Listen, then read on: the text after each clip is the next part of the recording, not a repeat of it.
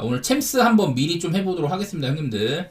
첫 경기 PSV 대 지로나인데요. 자, 아인토벤이랑 지로나 경기. 일단 기억나는 거는 지난번에 지로나가 페이노르트랑 했었는데 그때 아주 홈인데도 엄청 경기력이 안 좋았었습니다. 서로 간에 PK도 하나씩 미스하고 자책골도 2골이나 터지고 이러면서 되게 어수선한 경기였었는데, 무튼 그때 이제 지로나가 페이노르한테 홈에서도 굉장히 고전했던 것들, 그런 게 생각이 많이 납니다. 지로나가 작년에는 리그에서도 경쟁력이 상당히 있었었고 우승 경쟁까지도 막 하고 이랬었지만은 가면 갈수록 좋은 모습이 아니었었거든요. 올 시즌에는 여러 선수들이 빠져나가면서 경쟁력을 많이 잃었다, 챔스 레벨도 아닌 것 같다, 이런 얘기들을 했는데, 어쨌든 PSV가 지난번에 PSG전에서도 파리 생제르맹 할 때도 부상자가 엄청 많았었거든요. 근데도 PSG 원정 가가지고 언더 게임을 이뤄냈었습니다. 무승부까지도 하고. 저는 그때 언더로 우승치를 했었는데, 어쨌든 PSV가 이전까지 뭐 유벤투스 만나고 뭐 PSG 만나고 이런 거보다 여태 만났던 상대들보다는 지로나 정도면 꽤 할만해요.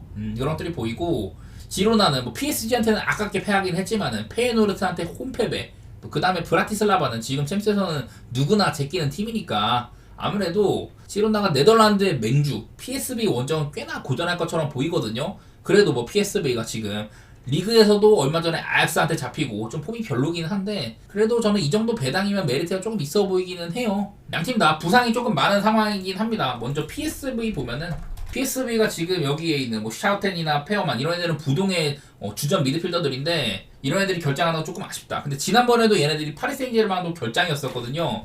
지로나도 지금 부상이 이렇게 되게 많은데, 이 중에 뭐 아벨 루이스나 알레한드로 프란체스, 치안코프 이런 애들은 다 주전급이어가지고 좀 또이또이라고 보여요. 그래서 결장 상황을 생각하면은 저는 홈팀의 승리를 보는 게 조금 더 나은 선택이지 않을까, 그런 생각은 해보도록 하고요. 다음 경기는 이제 슬로반 브라티슬라바랑 자그레브 경기인데, 아무래도 이번 챔스에서도 저희 뭐 최하위급 팀들의 대결입니다. 얘네들이 유럽 대항전 맞대결도 너무 옛날이고, 그나마 이번 챔스에서의 폼이라든지 과거 유럽 대항전에서 얼마나 좀 높이까지 올라가 봤냐, 이런 것을 살펴봤을 때는 그냥 자그레브가 조금 더 윗급이긴 한 것 같아.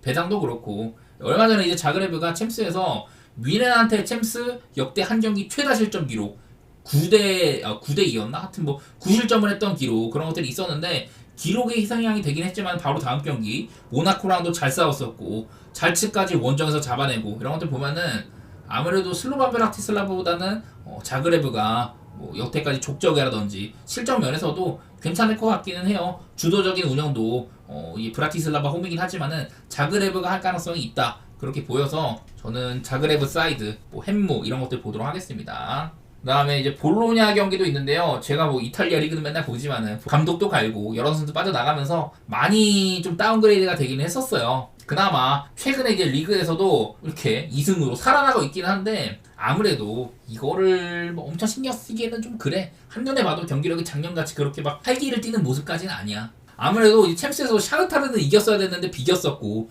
그날 뭐 샤흐타르가 PK 미스도 했습니다만은 경기력 자체는 볼로냐가 나았었거든요. 근데 어쨌든 그 경기를 비겼고, 그 다음에 이제 뭐 리버풀이나 아스톤빌라 EPL 팀들한테 원정에서 다 닦였었죠. 그나마 이제 볼로냐를 제가 항상 얘기를 할 때마다 얘네들의 홈 경기력 이런 것들은 얘기를 해야 된다고 했었는데, 볼로냐는 일단은 홈에서는 이런 팀입니다. 세리아 기준으로 봤을 때는 작년에 볼로냐 이제 시즌 시작했을 때 밀란한테 한번 졌거든요. 근데 그 이후로 볼로냐는 세리아에서는 쭉 봤을 때 이렇게 인터밀란한테 한번 진 거 말고는 무패 행진 중이었었거든요. 물론 무승부율이 되게 높고 올 시즌에 시즌 시작하자마자 4연무 그리고 겨우겨우 1대0 승리 이런 것들 때문에 볼로냐가 일단은 홈에서는 잘 안 진다, 이거를 기억을 하셔야 될 것 같고, 그리고 뭐 무승부 비율도 상당히 높다는 것들, 이런 것들 기억을 하셔야 될 것 같은데, 이제 뭐 모나코는 직전 이제 그 즈베즈다를 상대를 했거든요.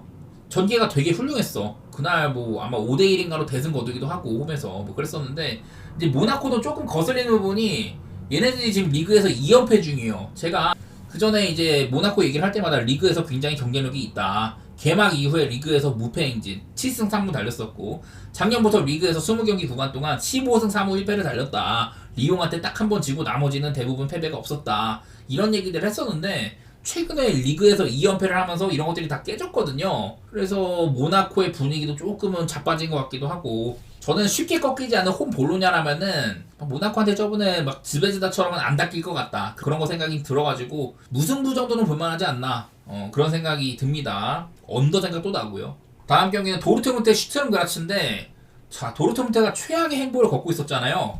이제 무패를 달리던 라이프치히를 잡아냈었습니다. 지난번에도 한창 막 리그에서도 많이 깨지고 이러다가도 챔스에서 셀틱을 홈에서 7대1로 닦았던 돌문이에요. 하물며 슈투름그라츠는 유럽 무대에서는 사실 뭐 셀틱보다도 좀 한쪽 아래 레벨 대접을 받아야 되는데 그래도 뭐 얘네들 이제 오스트리아 리그 우승도 하고 뭐 나름대로 잘 나간다곤 해도 챔스에서의 경쟁력은 거의 없다시피 한 수준이거든요. 물론 라이프치히 상대를 한번 잘했다고 돌문을 올려칠 수는 없지만은 그래도 그 경기는 돌문이 누리샤인이 나름대로 준비를 잘해온 경기이기도 했었고 원래 돌문이 그 전까지는 이 라이프치히한테 되게 약했었거든. 근데 경기 내적으로는 되게 잘 싸웠어요. 준비도 괜찮게 했다 이런 생각들이 들어가지고 아무래도 이 지그날 이두나 파크의 8만 관중의 홈발 그런 것들도 기억도 많이 나고 이 정도의 레벨 차이라면은 돌문이 많이 헤매긴 하지만 직전 경기 때 회복했다는 거라든지 돌문을 봐도 괜찮을 것 같은 경기입니다. 물론 이거는 핸디를 공략을 해야 되는데 뭐 1마에는 사실 배당이 얼마 안 나오고 2마에는 할 수 있냐 마냐인데 저는 뭐 할 수 있다는 쪽으로 보는 편이기는 해요. 다음 경기는 셀틱 대 라이프치히인데 아시겠지만 홈 셀틱 경쟁력이 많이 있는 팀이긴 합니다. 근데 이 홈 셀틱도 사실은 챔스에서는 안 통하거든요. 제가 일단은 그 셀틱의 챔피언스리그 홈 성적을 말씀드리면은 기본적으로 이렇게 패배가 많았었는데 작년에 이제 챔스 본선에서 페이노르트를 한번 홈에서 잡은 적이 있었는데요. 이거 말고는 그 전까지 다 위에 뭐 홈 성적 홈에서 승리한 것들 이런 것들 전부 다 챔스 본선이 아니라 예선이었거든요. 셀틱이 거의 막 엄청 오랫동안 챔스 본선에서는 승리가 없다가 홈에서 본선 승리를 한 게 되게 오래됐었다. 그런 얘기를 드리고 싶거든요. 지난번에 홈에서 페이노트를 잡았던 거 이게 정말 오랜만에 승리였었고 홈에서도 그렇게 경쟁력이 있는 편이 아니에요. 반대로 이제 라이프치 얼마 전에 아까 말했다시피 돌문한테 깨지기는 했지만은 이제 원정을 한번 볼 건데 라이프치의 챔스 원정 저는 얘네 말씀드릴 때마다 얘네들이 탑5 안에 8강급 이런 팀들한테는 많이 졌었다. 보면은 뭐 꼬마 레알 마드리드한테도 비기고 뭐 맨시티한테 지고 맨시티한테 지고 레알한테 지고 쭉 보면은 패배하는 팀들마다 리버풀, 맨시, 파리 막 이런 팀들한테 많이 졌단 말이야. 근데 그 외의 팀들은 생각보다 많이 좀 이겨왔거든요. 그러니까 챔스에서 되게 위쪽 레벨의 팀들 얘네들한테는 많이 좀 패배를 했지만은 그 외에는 원정에서도 어지간한 이렇게 셀틱도 이긴 적도 있었고 샤흐타르, 영보, 그 츠르베나 즈베즈다, 클럽 브리헤 뭐 이런 애들을 많이 잡아왔었습니다. 그러니까 본인들보다 전력이 확연하게 위급인 애들한테는 대가리를 박았는데 그렇지 않은 애들은 많이 이겼었다. 이런 것들이 보이거든요. 셀틱이 저번에 홈에서 그 원정 가가지고 아탈란타 원정에서 극단적인 수비로 무승부까지 캐내고 그런 것들은 보였었는데 또 이제 라이프치히가 종종 눌러앉은 팀 상대로 고전할 때도 있긴 했지만은 저는 큰 이변의 가능성은 없어 보이기는 하거든요. 아무래도 이 경기 역시 라이프치히 사이드를 보는 게 옳은 선택이지 않을까 그렇게 보도록 하고 그 다음 경기 이제 릴 대 유벤투스인데요. 자, 이 릴이 그 저번에 챔스에서 홈에서 레알 마드리드의 모든 대회 51경기 무패인의 종지부를 찍었었죠. 그날 레알을 승리하기까지 했었고 변수가 있는 팀이고 또 이제 수비적인 면도 많이 눈에 들어오는 것 같아. 그래서 릴은 지금도 리그에서도 잘 안 지고 있고 이런 것들이 확인이 되는데 최근에 8경기 연속으로 패배가 없는 팀입니다. 꽤나 까다롭다는 소리이기도 하고요. 근데 이제 유벤투스 직전 챔피언스 리그에서 슈투트가르트전에 엄청나게 삽질을 했었어요. 그날 물론 이제 주중에 이제 인터밀란이랑 아마 경기가 있었나 그래갖고 좀 이렇게 뭐 로테를 돌린 건지는 모르겠지만 어쨌든 홈에서 슈투트가르트한테 특히 사이드백 쪽에 엄청 로테를 많이 돌려가지고 경기 진행이 거의 안 됐어요. 그래서 완전 눈 썩는 경기력이 있었는데 그 이후에 리그에서도 뭐 인터밀란이랑 비기고 파르마한테 홈에서 비기기도 하고 분위기가 안 좋은 채로 지금 챔스에 돌아오는 시점이거든요. 유벤투스가 물론 우디네스한테 무난하게 승리를 하긴 했지만은 유벤투스는 최근 들어서 이 개막 이후에 리그에서 628분 동안 무실점 그런 기록을 세웠었는데 이거를 칼리아리전에서 마감을 한 뒤로는 되게 좀 어수선하단 말이야 공수 컨디션이. 그래서 어쨌든 이거는 뭐 릴이 슈투트가르트처럼 유벤투스한테 우세한 공격력을 보일 가능성은 좀 적어 보이긴 하거든요. 얘네들이 뭐 조나단 데이비드 같은 애들 뭐 날아다니고 이런 거는 알겠는데 그래도 유벤투스한테 릴이 막 주도적으로 할 것 같지는 않아.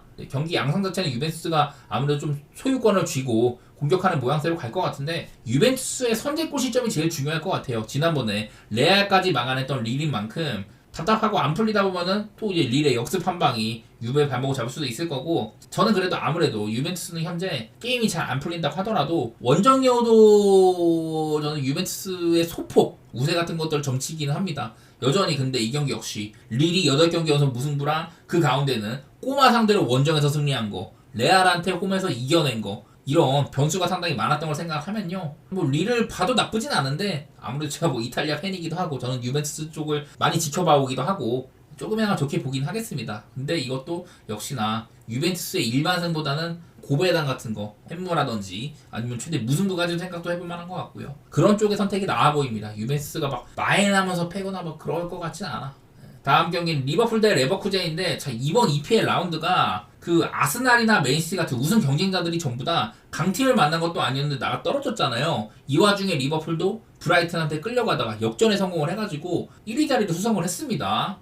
얼마 전에 이제 리버풀이 아스날전이라든지 직전 챔피언스 라이프치히전 이런 저득점 승부라든지 어려운 승부가 계속되고 있거든요.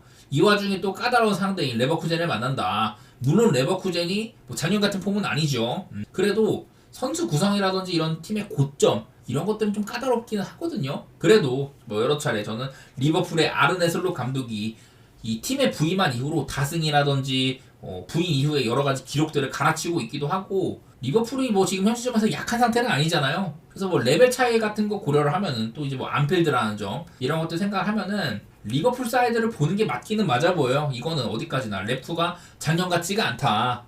그게 좀 가장 큰 근거라고 할 수 있을 것 같습니다. 리버풀도 득점 생산성이나 이런 것들이 부족해 보이긴 하는데 그런 면에서는 뭐 햄무라든지 리버풀의 뭐 언더 이것도 볼만은 할 것 같아요. 이게 아마 기준점이 3.5로 알고 있는데 그러다 보니까 배당이 되게 별로긴 하지만은 그래도 저는 굳이 본다면은 언더 오버는 언더 보고 리버풀 사이드 생각해 보도록 하겠습니다. 자, 다음 경기는 스포르팅 대 맨시티인데 이 루벤 아모린 감독이 시즌 중에 맨유로 떠나는 상황이 발생을 했잖아요. 이 루벤 아모린 감독은 요케레스를 포르투갈 리그 원탑 골키퍼로 키워냈고 슐만같이 촉망되는 애들도 잘 키우고 있다 이랬었는데 팀에 좀 제동이 걸린 상황이긴 해요. 어쨌든 간에 이제 루벤 아모린 감독은 11월 A매치까지는 스포르팅을 지도하고 그 다음으로 메뉴에 합류를 해가지고 이 경기까지는 뭐 스포르팅을 지도하는 셈입니다. 이 요케레스가 상당히 폼이 좋은데 직전 이 아스테레라라는 득보 팀한테도 리그에서 이제 4골을 기록을 했거든요. 포스트를 포함을 해가지고 최근에 요케레스가 리그 4경기 연속골, 4경기 동안 8골을 넣고 있거든요. 이런 부분들은 맨시티 입장에서도